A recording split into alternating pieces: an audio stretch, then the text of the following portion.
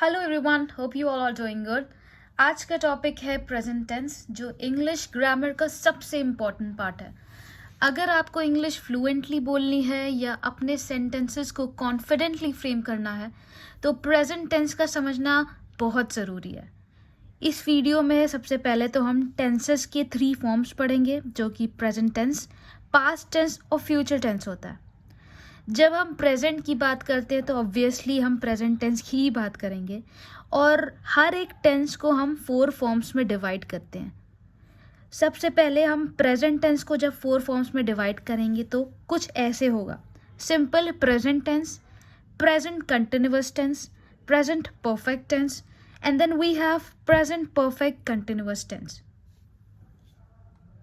Alright, so present tense जो काम अभी हो रहे हैं या जो काम जैसे कि हैबिट होती है, जैसे जो काम हम डेली करते हैं या कुछ जनरल ट्रूथ्स होते हैं, और जैसे कि मैंने कहा जो काम हम रेगुलरली करते हैं, तो वो सब सिंपल प्रेजेंट टेंस में आते हैं। अब इसका स्ट्रक्चर कुछ इस तरह समझ लें कि आई, वी, यू, दे, इन सभी के साथ हम वर्ब और उस वर्ब की बेस फॉर्म लगाते हैं। मैं इसको एग्जाम्पल से अभी समझाऊंगी। पहले आप ये समझ लें कि स्ट्रक्चर किस तरह से हमें लिखना होता है। और दूसरा, जब हम सिंगुलर फॉर्म्स लेते हैं यानी कि ही, शी, इट, तो उसके साथ भी वर्ब ऐड करते हैं। और अगर वर्ब कोई जैसे गो है, ठीक है, क्योंकि ये सिंगुलर फॉर्म है, और सिंगुलर फॉर्म के साथ अगर हम वर्ब जोड़ते हैं तो उसमें एस लग जाता है या ई एस लग जाता है।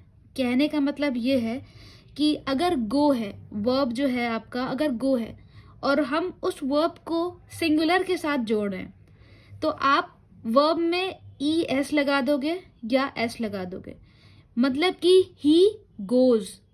आप ये नहीं बोलोगे ही गो, आप बोलोगे he goes. You are getting my point?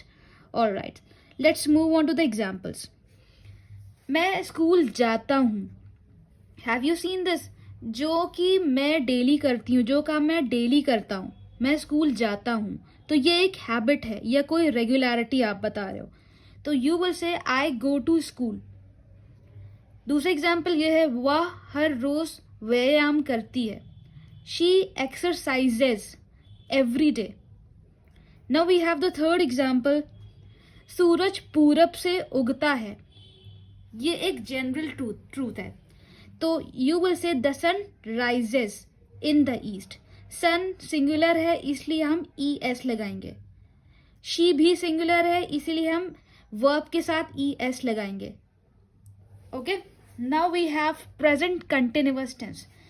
जो काम अभी चल रहा है या जो काम चल रहे होते हैं या जो टेम्पररी एक्शंस होते हैं, इसका स्ट्रक्चर हम कुछ इस तरह देखते हैं कि आई के साथ हम एम लगाएंगे और एम के साथ verb plus I N G लगाएंगे।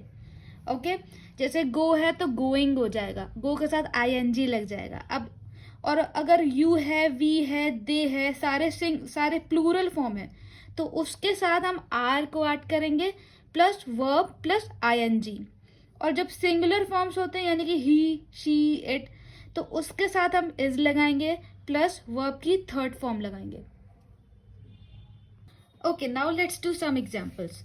मैं किताब पढ़ रहा हूं, यानी कि एक्शन चल रहा है अभी, तो यू विल से आई, मैं की जगह आप लिखोगे आई के साथ हमें पता है एम लगता है, फिर वर्ब लगाओगे रीड, उसके बाद प्लस करोगे I N G, then you will say a book. तो सेंटेंस कुछ इस तरह बना, I am reading a book. Second example, वे अब स्कूल जा रहे हैं। वे क्योंकि प्लूरल है तो हम बोलेंगे दे, और हमें पता है दे के साथ आर लगता है, फिर going, G O plus I N G, to school right now. What you will say, they are going to school right now. Third example है, वह खाना बना रही है, एक्शन चल रहा है, she is cooking food. Are you understanding my point? Now let's move on to the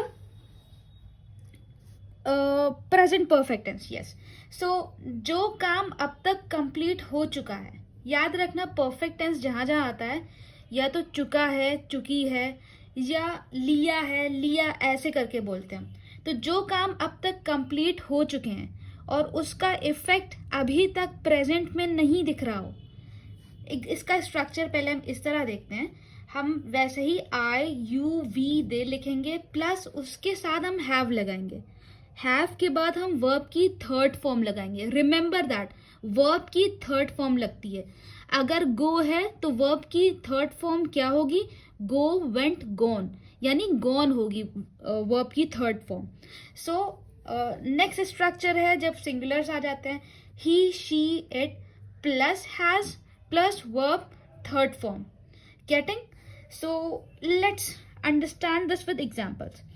मैंने अपना काम पूरा कर लिया है, या आप ये भी कह सकते हो कि मैं अपना काम पूरा कर चुका हूं।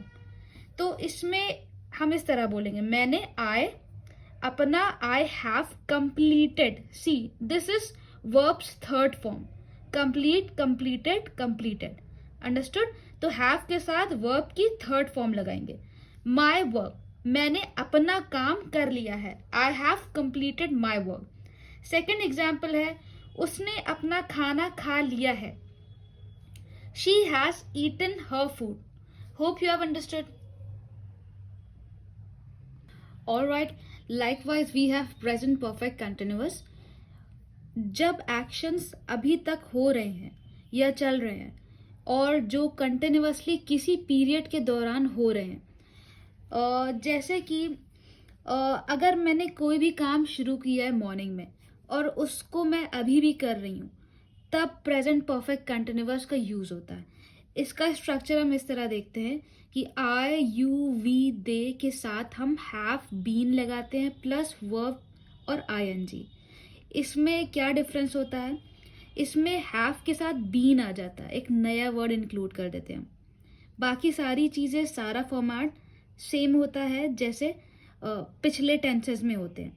ठीक है, ठीक है। प्रेजेंट कंटिन्यूअस में हम वर्ब के साथ आईएनजी लगाते हैं, वो यहाँ पे हमने लिख दिया क्योंकि ये प्रेजेंट परफेक्ट कंटिन्यूअस है, इसमें कंटिन्यूअस भी है तो वर्ब के साथ आईएनजी लगाओगे। परफेक्ट है तो इसीलिए मैंने हैव लिखा है, और ये एक नया टेंस है तो हम यहाँ पे एक नया वर्ड ऐड करेंगे, बीन। अगला स्ट्रक्चर देखते हैं, सिंगुलर्स के साथ ही, शी, इट के साथ हम हैज लगाएंगे, फिर बीन लगाएंगे, फिर वर्ब प्लस आईएनजी। इसके एग्जाम्पल्स देखते हैं। मैं 2 घंटे से पढ़ाई कर रही हूँ, यानी कि मैंने पढ़ाई 2 घंटे पहले स्टार्ट की थी और मैं अभी तक कर रही हूँ। सो you will say I have been studying for 2 hours।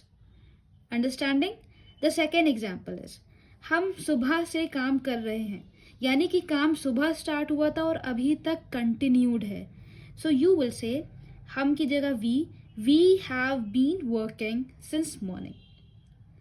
So, alright everyone, that's all for today's session on present tense.